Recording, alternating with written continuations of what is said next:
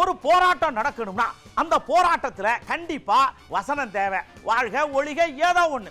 அதுக்கப்புறம் அதை ஹைலைட் பண்ற அந்த பதாகைன்னு சொல்லுவோம் இல்லையா, அட்டையை தூக்கி அது தேவை. ஆனா இங்க ஒரு இடத்துல போராட்டம் பண்ணியிருக்கிறாங்க.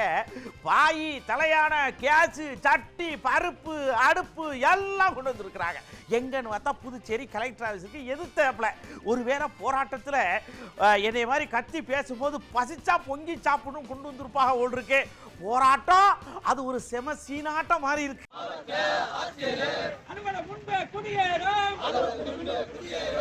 50 ஆண்டு காலம்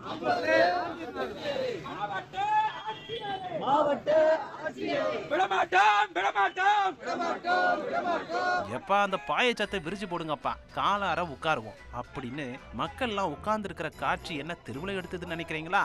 இல்ல, இது புதுச்சேரி மாவட்ட ஆட்சியரகம் முன்னாடி நடந்த ஒரு போராட்டம்.